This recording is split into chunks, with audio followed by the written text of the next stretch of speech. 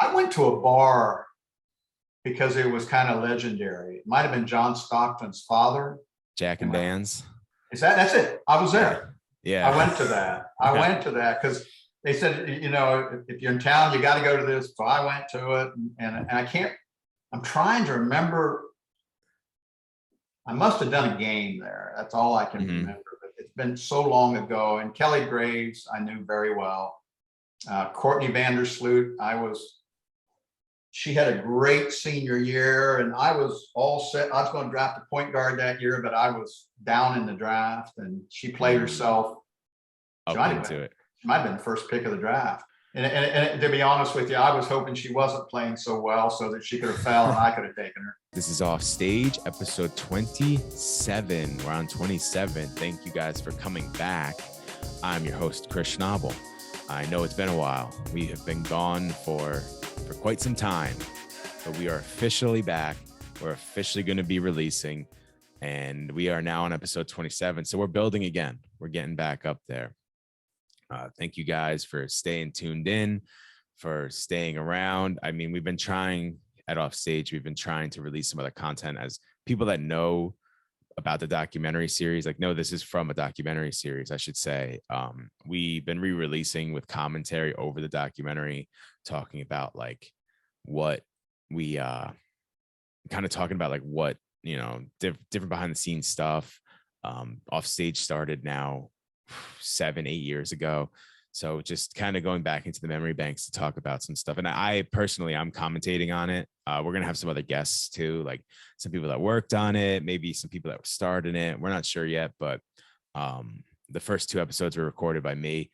And I haven't watched these since they released in most of them in festivals. That's the last time I watched any of these. And I mean, obviously I know them like the back of my hand because I edited them for months, but I'm now rewatching. I just did. We just released Damon St. Cloud's, and that's the first time I watched it since 2016.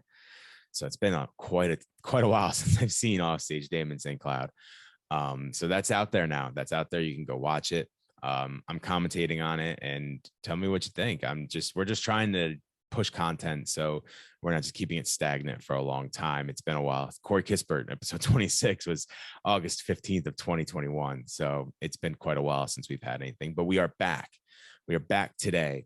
We have a guest finally. We're back, and this is going to try to be about every 2 weeks. I know we were doing weekly at first and then monthly. We're going to try to do every 2 weeks, but it's going to be a little all over the place with releasing just because scheduling is been very tough overall. But we do have a guest today. He is a former WNBA head coach. He coached most recently the Seattle Storm to 2 WNBA championships, 2018, 2020. He also coached in San Antonio, and he coached in Cleveland. He is currently the assistant coach of USA Women's Basketball. He also broadcasts. He has coached for 40 plus years in countless levels: high school, college, professionally, internationally, obviously with the USA Basketball internationally, I should say. Just a basketball junkie. So we are pleased to introduce our guest today, Dan Hughes. All right, so I'll say again, thank you for joining me. I said it off air. I got to say it on air so everybody knows it actually happened. So they're not like, oh, he's lying about that. Nope, I said it both times there. So you started your career in college after getting your postgraduate degree, during getting your postgraduate degree, and you started in men's basketball. So how did you eventually make your way over to the women's side of basketball? What happened to make that switch? Well, I actually started as a high school coach and spent 4 years as a high school coach, and then moved into Division III men, and coached at two Ohio colleges there, and then went to Division I men. So I was in men almost 20 years, and there was a coaching change. We had been at University of Toledo for 5 years on the men's side, and I had evolved from a restricted earnings position to a full assistant. And but the coach I was working for went on to be an administrator, an athletic administrator, athletic director. So there was a coaching change. And one of the assistants on the women's side walked down to my office and said, "Hey, I'm leaving to go to Iowa State. Why don't you think about coaching on the women's side, taking my spot?" And I don't know, it felt right. My wife and my wife was pregnant with our son Bryce, and just a lot of factors played into that, and that's what led me into coaching. I only coached there 1 year, then went into the WNBA as an assistant. I think it was a desire for me to be a head coach. I had been a head high school coach and then had been an assistant for 16 years, almost 15, 16 years. And I don't know, it felt to me like maybe the WNBA would offer me an opportunity to evolve into a head coach. And that's what really happened. In about a year, a little over a year, I was a head coach. Was that a tough decision though? Because, getting into basketball, I'm sure the first thought was men's basketball, but then you have this opportunity. Was it tough to really think about, like, do I want to make this switch? Do I want to be the person going over to the women's side? Yeah. And some of it was honestly ignorance on my part. There were points in my career where people would come to me and say, "Well, what do you think about this opportunity?" And it was on the women's side. And I, was kind of had narrow vision. It was like, nope, I want to be a head men's college coach. That's what I've designed my career to be, and sometimes life takes you on a journey where if you're just paying attention, you don't have to be that narrow. There's some great opportunities out here. And finally, somehow it just felt right at that moment. I think I just knew this was the right fit at that moment. And so, and oddly enough, I was offered, Division I assistant position. I could have gone to Valparaiso and been part of the Bryce Drew story. They're friends of the family and what have you, but it felt right. And so once I made that decision and I went onto that road, it was probably one of the best decisions I ever made. Yeah, it's funny. I mean, coming from, we talked about earlier, Gonzaga being such a big men's basketball school. It's a big basketball school overall, but it's really known for the men's program. But I tell people all the time, like, broaden your horizons. You might be like, I only want to work in men's basketball. That's why I came to Gonzaga, but you don't understand the opportunity that's around it. Whether it's women's basketball or baseball or tennis or soccer, there's always an opportunity, and you never know what you're going to fall in love with. I had that similar experience. I worked the US Open last year. I never did anything tennis. I knew Nadal, I knew Federer, but I didn't know anything about it. And Serena Williams. I didn't know anything about tennis. I worked it, and it's like one of my favorite sports now. So you never know what you're going to run into.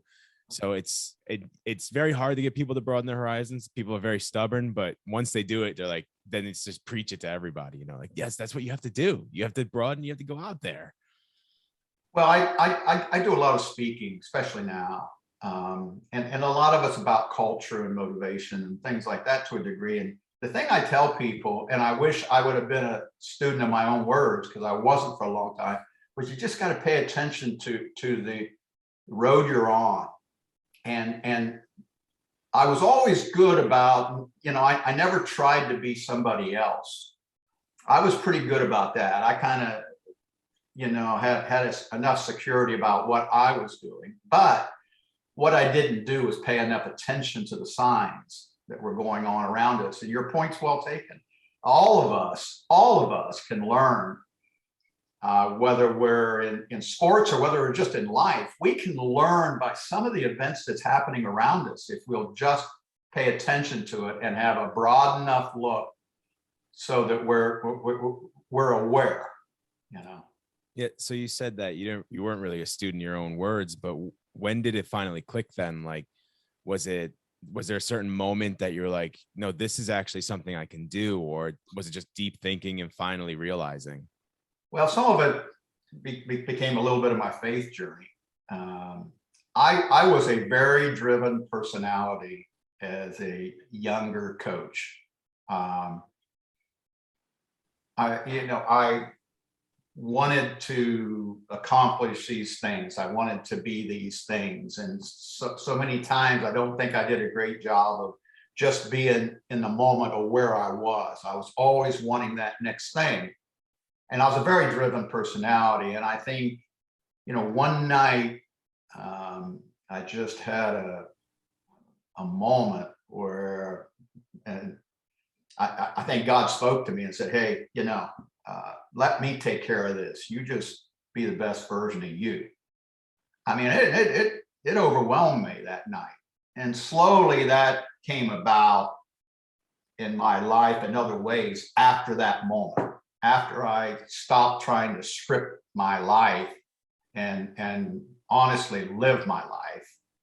That was the big moment. Then you get some breaks, you get people that hire you, you get people that give you an opportunity, and everybody kind of looks at my life at the end of it. What they don't realize was there was a lot of no's at the beginning. And you get, like all of us, you got to have a persistence to work through the no's. You got to work through the losses. You got to work through all those things to really have the moments that everybody kind of centers on when your career's done. But the reality is there's a lot of non-hits, for example, and there's a lot of moments where you're denied opportunity, but you got to keep going. Yeah, once you fall off the horse, you got to get back on, and you don't realize. I mean, that's why. I mean, I'm a big biography person, and you see exactly what you said at the end of your career. You see like the accolades, you see what you've done, you see what you've accomplished, but you don't actually understand the full story. You just get the highlights of it, and that's kind of the thing. That's why I love biographies and documentaries, because you actually get to see what people did, and it drives me. Like, I see what people did to get to where they were, and see the hard work that actually got put in. When you just see the accolades, you think like, oh, it just kind of like fell into place, but it really doesn't. It's all the hard work and the determination to keep going. And that actually drives me, because I see it in a lot of people that I look up to, or that I like to follow and try to follow in their career. So hearing that from you as well, it's like, it just, again, for the thousandth time, confirms nothing's given to anybody. You need to actually work towards it. Yeah, no, that's it. So let's jump into the WNBA. So you said that you kind of made that decision because you're like, if I coach here, I might be able to get a chance to WNBA, and it happened about a year later, because the WNBA started just a couple of years before you jumped in there, right? About a year or two before. It was like 96, I think it started, or 97 was the first season. 96 was when it was formed. 97 was the first season, if I'm correct.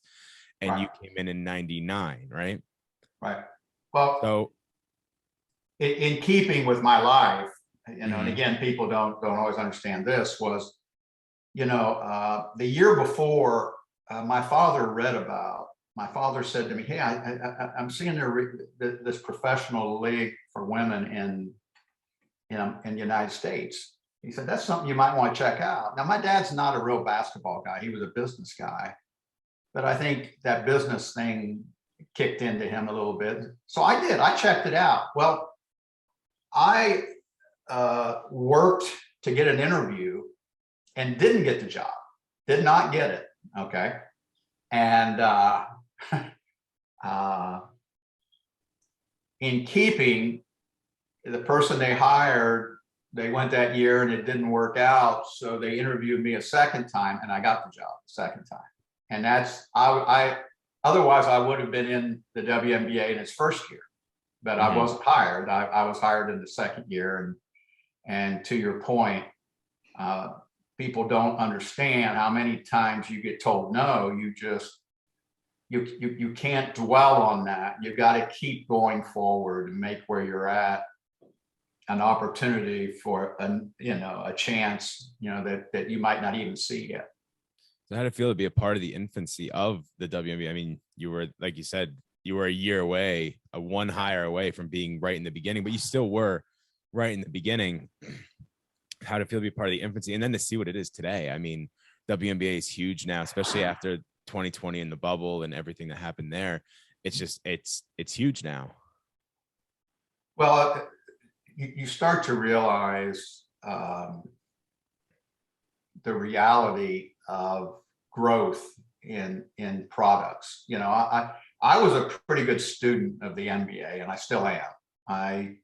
That's one of the places that I spend a lot of my time studying and watching basketball and all those things. But if you study the infancy of the NBA, they went through a lot of similar things that the WNBA went through.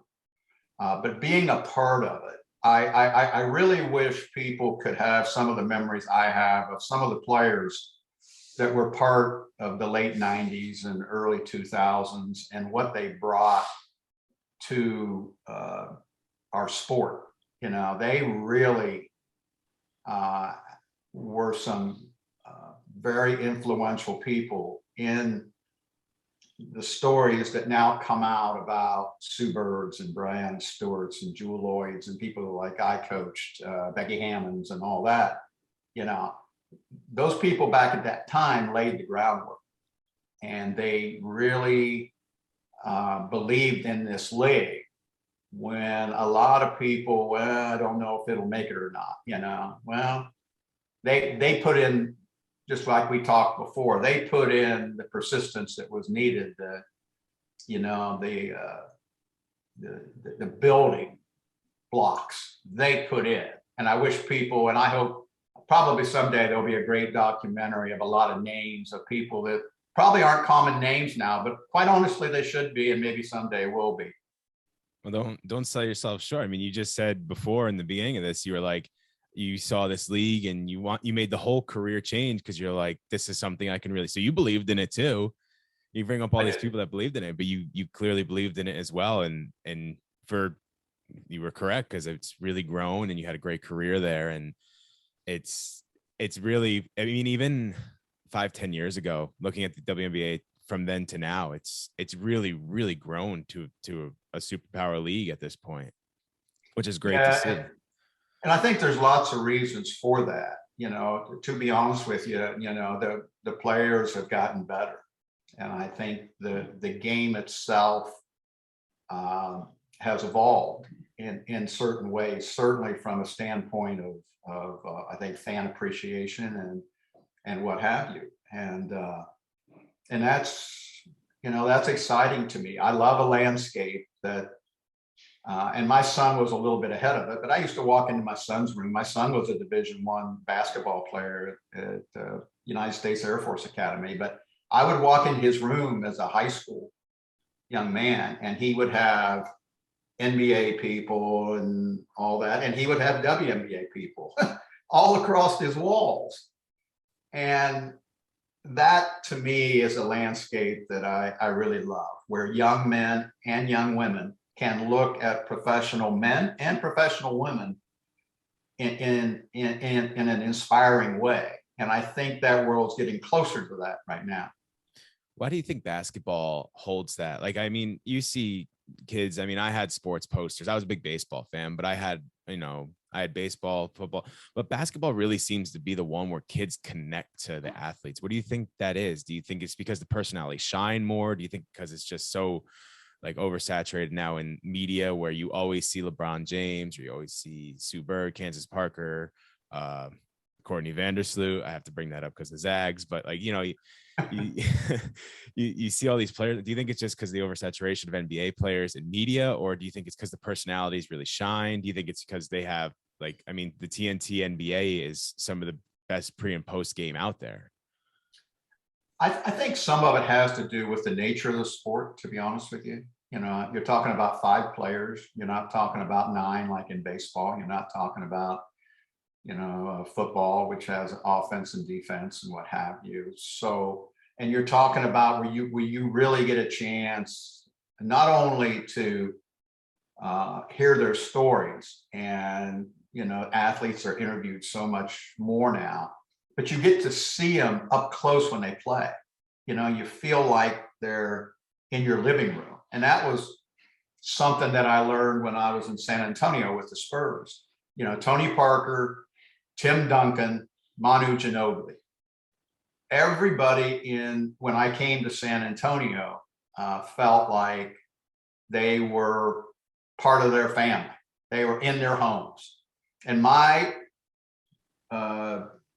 what I wanted to give to the Silver Stars was someone like that who they could feel like was part of their, and well, that became Becky Hammond. That's what she was and still is in that community. She spent 8 years playing for us and me, and then now she's in her 8th year, I think, on the men's side with the Spurs. But Becky transcended that. But there's something really powerful when you feel like it's almost family in a community, especially from a pro standpoint. And I saw the best example of that with Tim and Tony and Manu.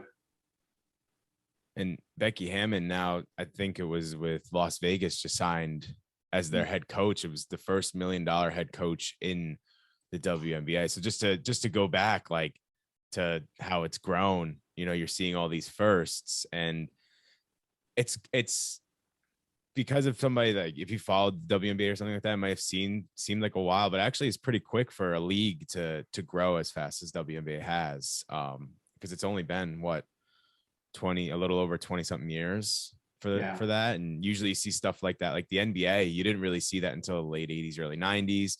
It started back in 60s, 70s, and then the merger and stuff like that. Same with the NFL, didn't start until like the 60s. You don't really start seeing it until the early 90s, late 80s and stuff. So it's really, again, I'm going to harp on it all day because I love seeing the growth of the WNBA and women's sports overall. I really do love to see the growth of it. I want to see it on even playing field with the men's. I think one of the things, just as I was just saying, that you don't see it as much is because of the history behind it. You know, if you talk baseball, it's been around for over 100 years. You talk NBA, it's been around. I think they're this year's the 75th anniversary of the NBA. So it's been around a while. So but you see it growing, and you see like the WNBA is making its history every day. We're going to look back in 10 years when they're skyrocketing up and be like, you know, this happened and this was the first iteration of this. Now players are making XYZ amount, and it's just all this stuff coming together. It's just amazing to see.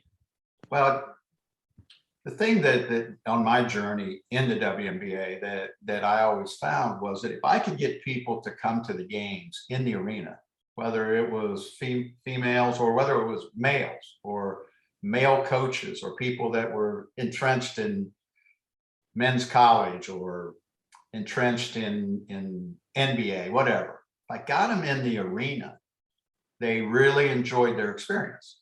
Mm-hmm. That was the key to me. And I had so many people tell me that, you know, and that was really important to me to get them to a game, to expose them to being in that and watching these athletes and watching the play, because there is a beauty. Now, I am a basketball lifer. I love all high school. I love college. I love pro. I love men. I love women. I understand I'm maybe different than the normal viewer, but there is a great beauty to the women's game. And I wish people could experience it, because to me, the ability to play with the pass, the ability for team defense, the growth of athleticism within those kinds of needs that I think the women's game brings out as you watch. It's a beautiful thing to watch when it's played well. And, you know, that to me is a great selling point, along with the stories of these women. But the basketball is fun to watch. I mean, and sometimes I don't think people, you know, maybe to some people, the dunk and everything else is like what it's all about. But there's an awful lot of us who really enjoy the beauty of teamwork and really enjoy the ability of competitive athletes being creative within a team structure. And I watched the Cavaliers last night. I know they're getting ready to play Spurs, and I think I'm going to go to the game. So I watched the Cavs, and watching the excitement they had with just playing the game so hard. Kevin Love you could just see he was competing at this elite level, whether he was jumping into the Indiana bench to save a ball or whatever. But the women get to that in some beautiful ways. They really do. And it is a great brand of basketball to watch, let alone the stories of what they do and stories about their lives. But the story of basketball is also one of the storylines that I really enjoy with women's basketball. I just think it's a great sport, and especially from a team standpoint.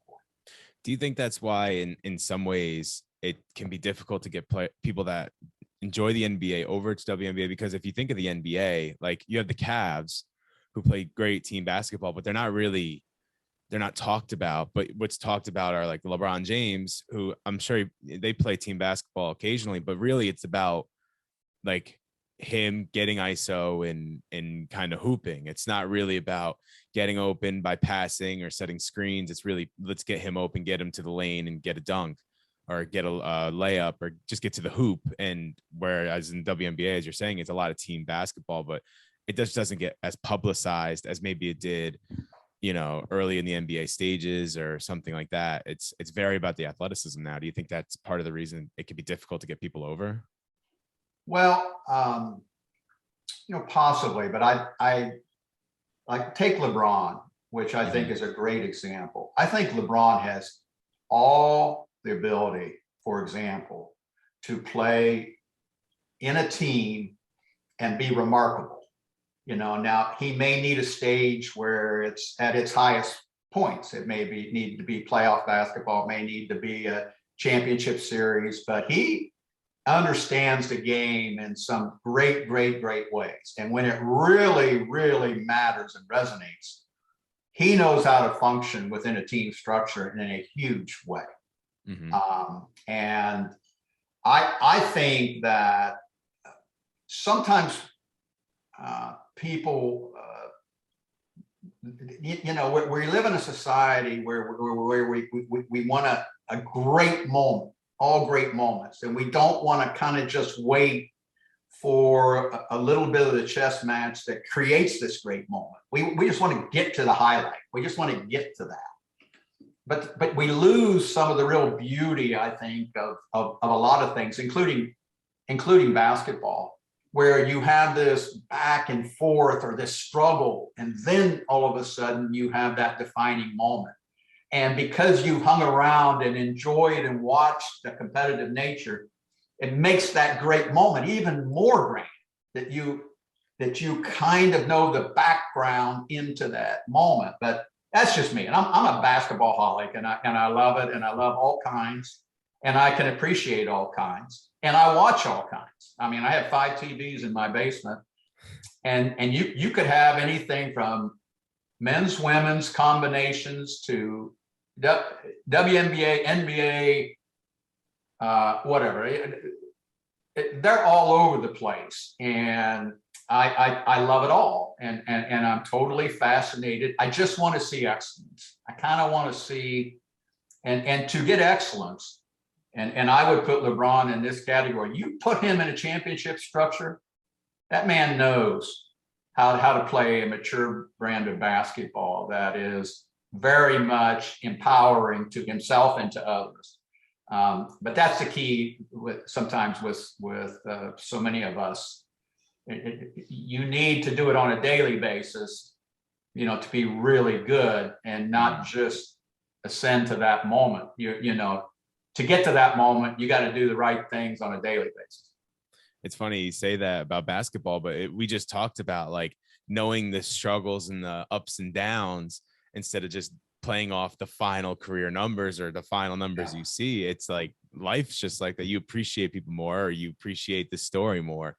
I mean, if you just watch a movie, you appreciate a movie more if you watch the whole thing instead of just skipping to the end to see who the bad guy was or whatever. Like, it's more fun to actually watch the whole thing and see the ups and downs of your hero, the ups and downs of the characters. So it's the same thing in everything, including basketball. And I love to see how passionate you are about basketball. You let me know if you're ever in Spokane. I will make sure you get into a game. Men's, women's, both. We will get you into that game. All right. Don't be shy. Just be like, hey, I'm in Spokane. I want to watch some Gonzaga basketball. We'll get you in there. Well, I've been to Spokane. And I have broadcasted. I don't think I ever broadcasted the men. I broadcasted the women several times. I've done conference finals. I've done NCAA first rounds. And I've also, I used to broadcast a little NBA. So I have, I don't think I've ever done college men there. I don't believe I have, but I have been to a couple of the sites in Spokane and learned to pronounce Gonzaga correctly. Me too. My wife was on me. Make sure you say that. You know, I'm Midwestern, so sometimes we kind of bring our own. And I've never lost my dialect, but I know very much about the Zags, very much. I'm originally from New York. I've never been out west until I started here in about 2020. And so funny story, I actually got pulled over once. Like my first, I think I was here for 2 days and I got pulled over. I was going like 5 miles over the speed limit. I didn't know the speed limit. Like I said, I was just here. And I said Spokane instead of Spokane. And I said, yeah. And the officer was not happy. He didn't give me a ticket, luckily. But he's like, you better learn to pronounce it. I was like, my bad. I've only been here 2 days. I don't know. You got it right now. Yeah. I got Hopefully I do as well. So. Yeah. Spokane and Gonzaga. I got them both. I'm right there with them. I want to jump back into your career a little bit. So you had years. You went to the playoffs, you went to finals. And then in 2018, you finally get that WNBA championship. Did it make it, were you kind of like pressing a little bit towards that point? Like you were so close for so many years. I mean, that's almost 99 when you start, it's almost 20 years before you finally get to that championship. Were you kind of pressing a little bit? Were you like, did you make you feel more complete as a career? Yeah, I think that yes is the answer to that. I was never about championships as much as they're important to all of us. But the truth was I was more about relationships. The thing that motivated me and certainly empowered me was building relationships with people. But yes, that would have been sad to have closed a career and not have had that championship. And what really happens to you, if you're someone like me who had knocked on the door a long time, I've been in a lot of playoffs, I had been to the finals, I've been to the conference finals numerous times, all that kind of stuff. But we're up 2-0 in a series with Washington in a best of 5. And I remember how nervous I was before that third game. I had to have faith that yes, we were good enough, and yes, I was ready, to have faith in my team in that moment. And that was a big step, just to be honest with you, because when you knock on the door that many times, you got to be in the moment. You can't be reflecting on, geez, I don't want to screw this up, as a coach. I got a good team. Let's don't mess them up. But in my own way, I had faith in my team. That's what it came down to. You know what? Washington's a good team, but you know what? We're the best team here. We should win this game, and I think that was the last big hurdle, and that was a private one. And I think we all go through those moments at times. Are we worthy? To go back to a Wayne's World kind of moment, but we're all worthy. You just got to have the faith and the persistence to put yourself in a situation where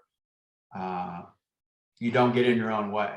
You let the best team win, which quite honestly was my team.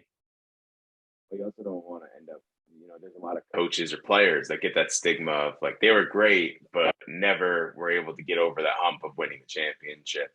You think people like Chris Paul that finally got to a championship, like great player, but just he's going to have that stigma if he doesn't win. Like he just didn't get to the championship. But then let's go a little bit further. So in 2020, you had to sit out of the bubble for health reasons, correct? Right. Can you tell us a little bit more about like like what happened there and maybe how you stayed involved even though you weren't able to go into the bubble. Well, we had, prepared for the season. I had had all my coaching meetings, we had done the draft, we had put the team together, all those kind of things. And then that's when COVID came, and the season was delayed, and they decide they're going to do it in a bubble. And the reality is that every single player and coach had to be approved, through a WNBA physician to be part of the bubble. Well, I had the year before, I had battled cancer and had missed the first 9 games of the season for cancer surgery, and then came back and coached, and it was a great year, to be honest with you. It was just probably my favorite year. If you're just talking about non-championship years, it's probably my favorite year. But anyway, the WNBA physician pushed back on whether it was safe for me to be there. And that was because I had made it, my wife and I had made a decision, okay, we think we want to do it. She was going to go with me. We were going to protect ourselves, but because I knew I was a little bit high risk because of the cancer and the surgery and everything. But we decided to go. But then the medical people denied me the ability to travel to the bubble, and then it came down to, okay, what's the best decision here? Well, the best decision probably for everybody was for me to be a virtual coach, and for me to empower my assistant, Gary Kloppenberg, took over for me, and he and I had constant communication. My staff, I continued to have constant communication, and the players. I had a running dialogue in different ways with the players, and just tried to be a help, in that situation. And I wish I physically could have been there, because I thought we had the best team, especially in situations. We were pretty whole. Our whole team pretty much ended up there, and that wasn't true of every team. But I look back and I miss that, but I also, it's an amazing kind of story to be a part of something 1,000 miles away,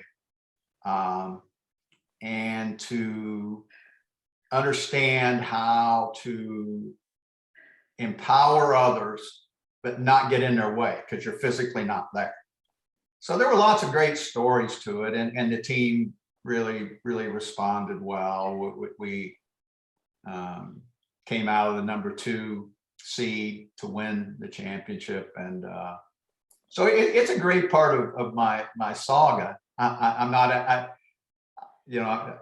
I wish I physically could have been there, but in my own sort of way, I was really proud of Gary. I was proud of Noe. I was proud of the coaches, the players, in a kind of way that has been a kind of a story in my life, and that's just kind of empowering others. So you during the games, were you able to have any type of actual involvement during the actual game itself, or did you have to just sit back and hope that the game plan worked? No, what evolved to be was that I would watch the first half, and then I would text at halftime.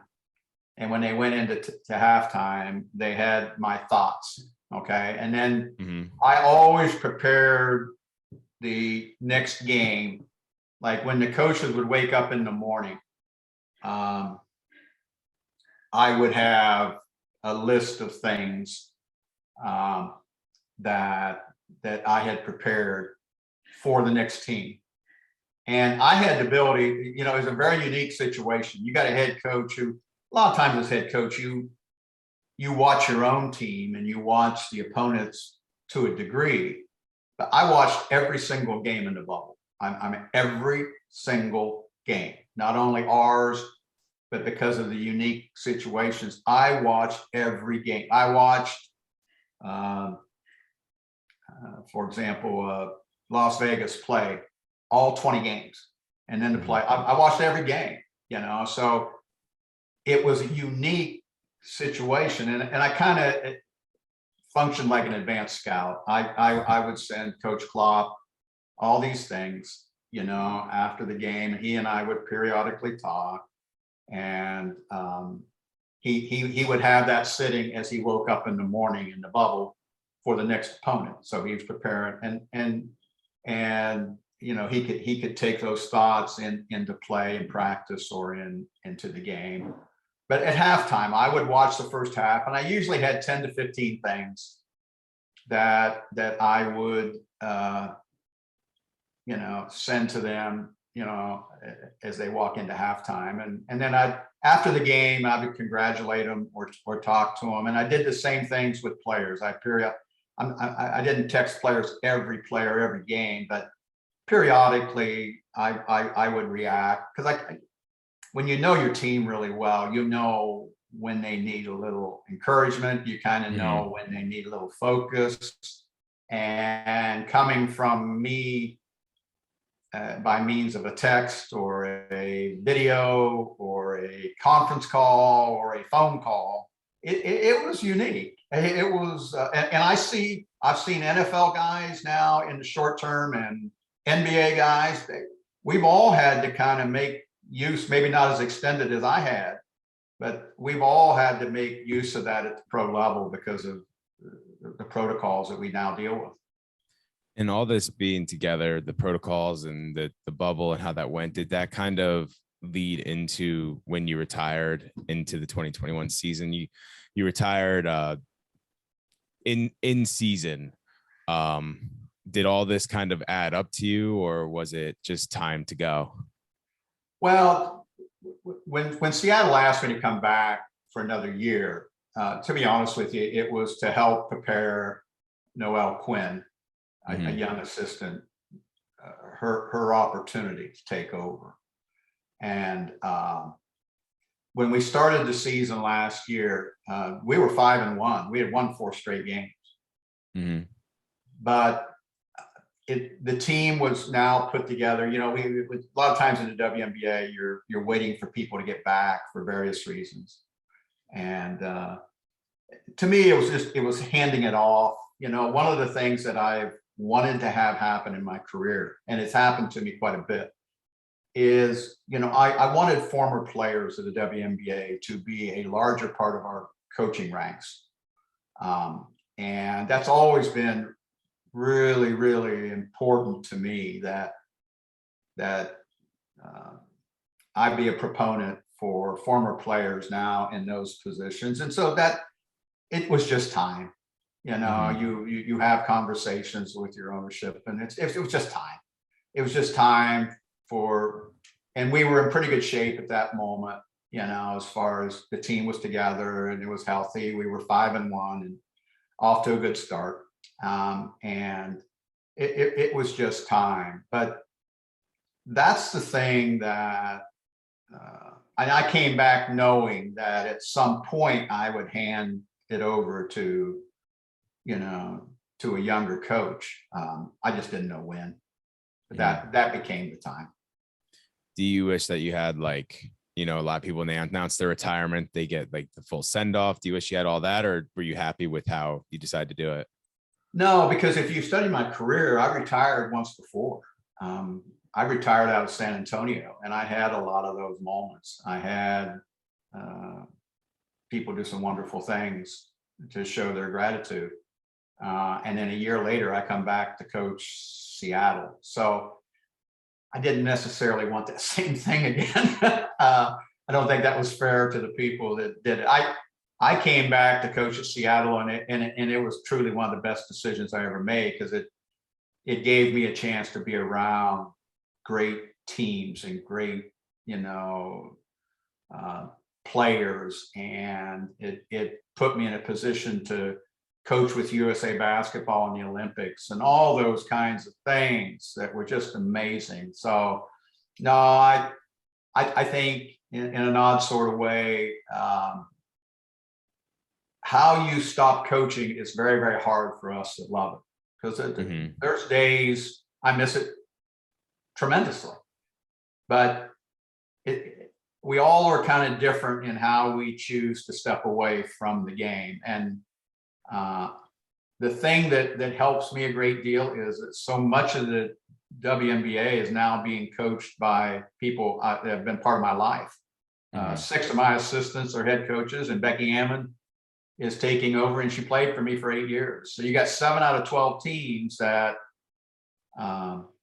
you feel like you're involved in rooting for them in a way that's incredibly inspiring, to me, that I feel like these people that crossed my life are now really in the prime of their careers, and I can watch and enjoy them. And you took a little bit of my research, because I was going to say, you retired once and came back. Do you think you see yourself coming back, or do you think this is it for you? Yeah, no, I don't see myself coming back as a head WNBA coach. I see myself trying to figure out how I can continue to be a part of basketball in a teaching way, or in a short-term coaching way. I don't see me ever being a head WNBA coach again, but I can't live without trying to make a difference in people's lives. I can't live. I don't think there'll ever be a day that I'm living that I'm not trying to make a difference in empowering other people. And so how that gets expressed, we'll find out. Right now I do a bunch of broadcasting. I have a lot of phone conversations with coaches all over the place. I talk with people from the NBA to the WNBA to college, and I love them. I love them.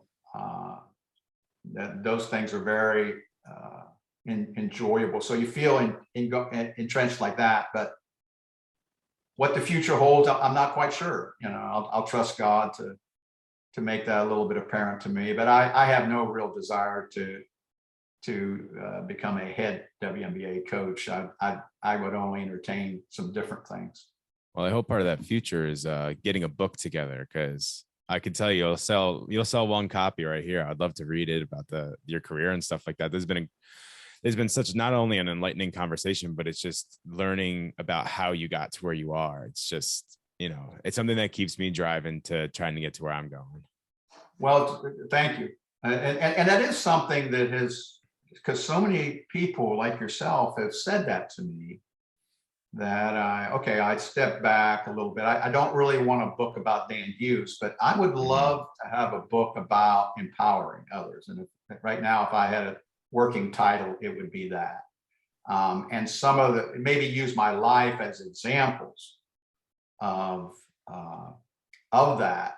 But that has been the part, to me, people, and you get to the end of your career, what legacy do you want to have? Well, I had championships, I had gold medals, but the real legacy that I want is how the people that were part of my lives, players, coaches especially, how they went on to some greatness. That empowering part, that's the legacy I hope is attached to my career, because that truly, the relationship part, and take James Wade last year, who won the championship, and being to be there to share with him that, and watching Becky Hammond take over now as a player in that regard, and having so many assistants now in head positions.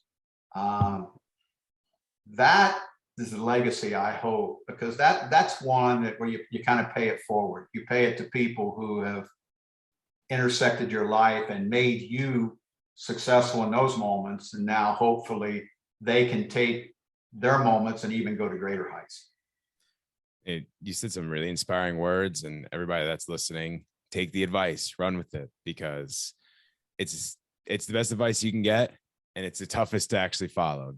keep going, the follow what you're doing. You know, it's very tough to do it, but it's the best advice you can give. Dan, thank you so much for joining us. We really appreciate you coming on and spreading the words of wisdom. And like I said, it doesn't have to be the biography book, but you can say, like, you know, say the piece, and then like an example I've had is this. Like, it's like the statement, then the proof, statement, then the proof. And you'll sell, I guarantee you'll sell at least one copy, because it'll be coming here to Spokane. Well, we'll do a book signing if I get this thing done. Thank you again for joining us. We really appreciate it. You're welcome. It's been a pleasure. Absolute pleasure. Thank you all for tuning in, watching, and listening. And I know, like I said, it's been a while, but we're back. We are back. I'm so excited to be back behind the mic, talking to people. This is great. So thank you for all joining in.